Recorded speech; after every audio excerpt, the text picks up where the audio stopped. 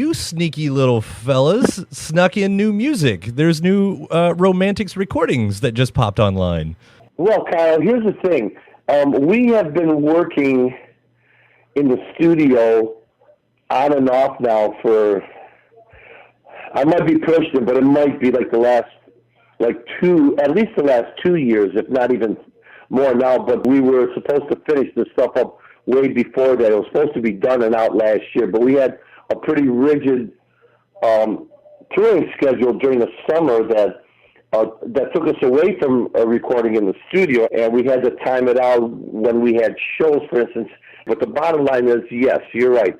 We did manage to put something out, a couple songs out this week. This, unless I'm mistaken, this counts as the first, even though it's covers, it counts as the first new music recordings from the Romantics in, I guess we're looking at 13 years, around there? Probably, yeah, something like that. We've been doing recordings, but a lot of it has been different types of recordings geared more towards licensing. Uh-huh. This came about for us right now with the company KTEL, who we've known now for the last, at least 7 years. And they become very close friends of ours, and they wanted to know if we would be interested in, doing some songs, for them. Mm-hmm.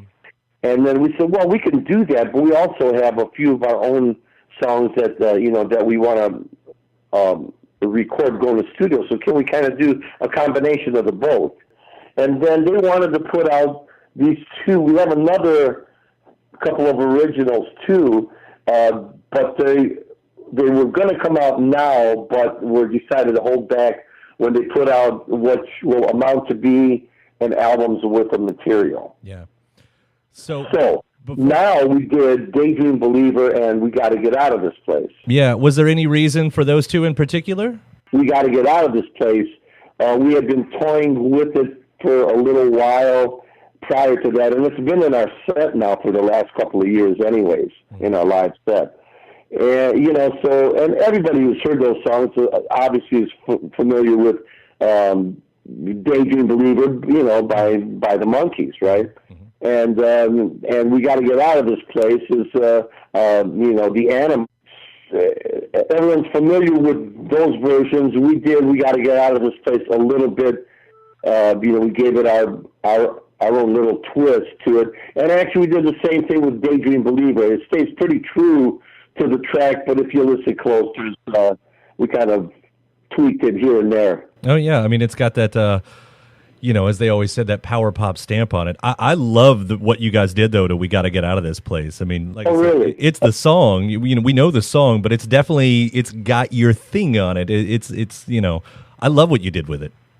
Well, thank you very much. I mean, one of the first things that we did was, Mike, we definitely had an idea of how to approach it, and then they sorted out the rhythm section part of it and the song structure of it. But then we also looked back on the very original Barry Mann version of it, and it's it's totally different. It's on it's on a piano and stuff, and it's a different.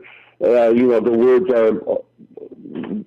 words are basically the same. He does it differently. We kind of took that version and kept in mind the Animals version, but did it our way, if that makes sense. Oh, right. No. Also on this tour, I know it sends you back to Belgium for the first time in forever. Like you're going to other places of the world that you haven't been on to in a while on this tour. Yeah. They got a hold of us, and I guess we've never really played in Belgium, so I guess we've become a big curiosity item there. And there's parts of Europe that lean really towards big pop rock fans, right?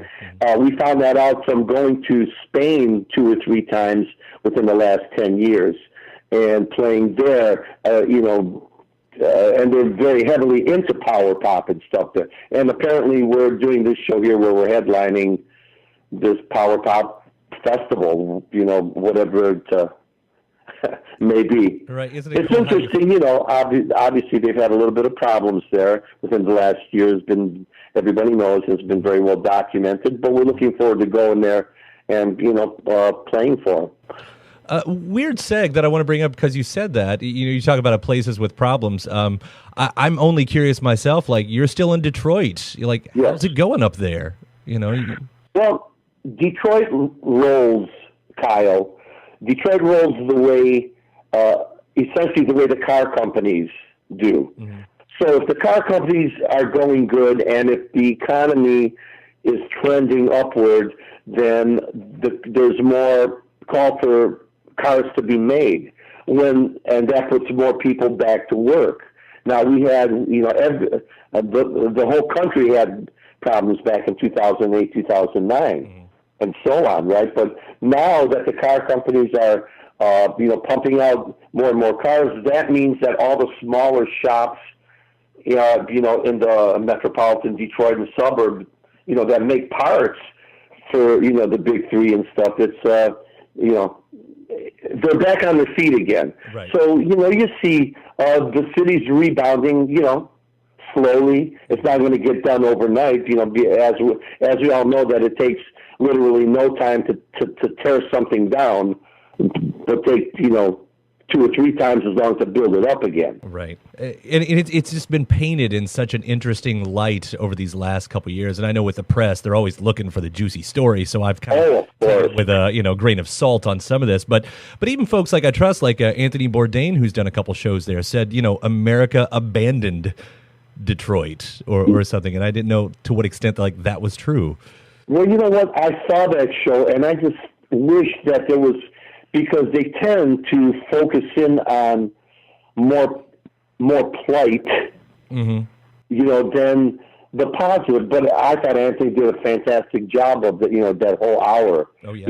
And I've watched it 2 or 3 times. It's just that, being an outsider just to see when they show all the, wrecked buildings. And don't get me wrong, there are, there's, parts of the city that are, that should just, quite frankly, you could just be torn down and just start up again, Well, I will say this. In moments like this, for better or worse, it seems like this is when rock and roll really comes to shine. I mean, it was born out of moments like this. So that's what I've noticed on the music scene. Like, I'm hearing more come out of Detroit than I feel like in a long time right now. Yeah, they have, Detroit's been like that. It's that if you go back to, let's just narrow it down to like the 60s, for instance, with Motown is one thing, but all the white Detroit rock bands that came out at that time, whether you go for, starting off with like, Bob Seger and Mitch Ryder and then Ted Nugent and the Amboy Dukes and,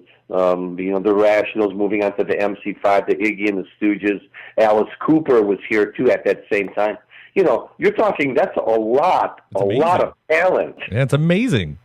And they were all out at the same time, back in that mid-60s to early 70s, So, and then we had a little bit of a gap after, after things kind of settled down. Maybe the bands broke up or moved on or something. And then, the Romantics, and there were other really good bands with our kind of power pop, new wave, whatever you want to call it, back in the late 70s, come out and into the mid 80s. And then there was another gap after we kind of, had our say, and then they had more of like a, garage movement come out after that and stuff. So it just goes, in some form of cycle, I guess. Right. Well, I mean, it's just been such an important city in the history of rock and roll. I think that's why in our world that we stay concerned about it, that we do check in. And I don't know if it becomes an annoying question for you or anyone else that lives there that has to suddenly speak for it. Oh, no. It's actually a great thing. I mean, you take a look now and you couldn't have better spokespeople that are quote unquote current more than let's just say, Kid Rock, Eminem, even going to like, even, what do you call it, Jack White, right? And it's, the same thing. I mean, those guys, they still speak very highly of it and they stand behind the city very well. And those are the guys that are very current right now. Yep. So I have no problem with it. This is home for me. So It's a hell of a place in all the best ways.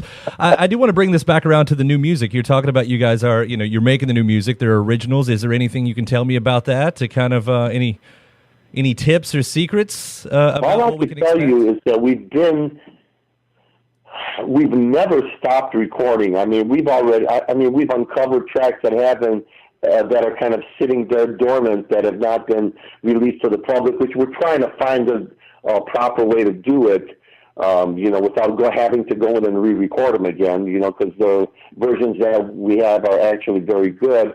But we will be going back in the studio to finish up more original songs, probably within the next.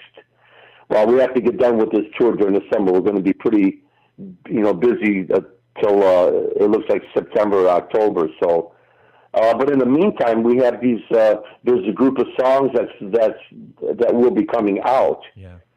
At one point, or they may be coming out 2 at a time, or maybe 4 at a time, like an EP. Right. Whichever way you want to phrase it. And as far as the sound, I mean, the Romantics as we know them, or?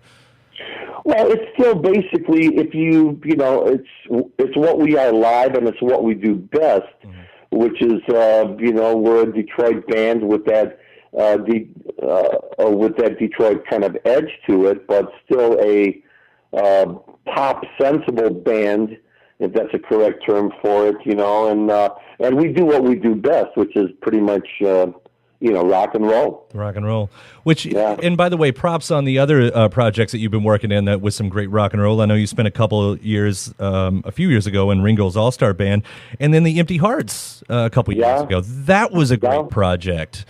Well, thank you very much. I'm glad, I'm first of all glad that you heard of it and stuff, and that you've listened to it, and hopefully you like it.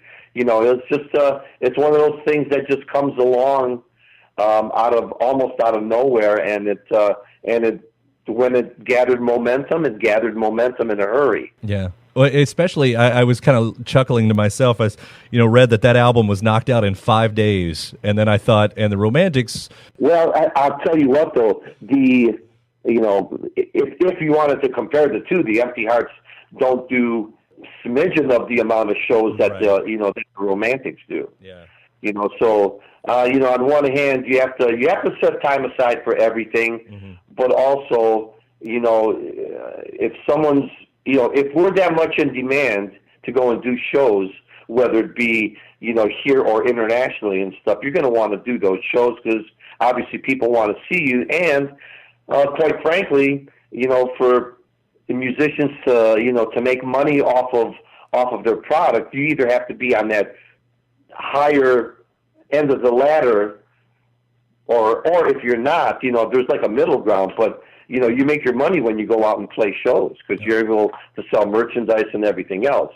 But you have to be true to your fans and to yourself, and be able to set time aside and write and record too. No, I can't fault you for any of that. I'm just one of those greedy fans that's always gimme. I want something new. So I'm sure I will completely appreciate everything that you guys put out when you find the time to put it out. I'm really excited about that. So it's definitely in motion now, and it's and we really want to tie it in because we're going to be very visible this summer. Like I said, doing these, at least it's like 20, 25 shows with Rick Springfield, pretty much from East Coast to West Coast and stuff. So we're going to be playing in front of quite a few people. So that'll do nothing but help us out. And then we've got other shows on our own too. So it's shaping into another pretty busy summer, and we want to make sure we have the product out to support it. All right. Well, congrats, Wally, and thanks for again taking the time today.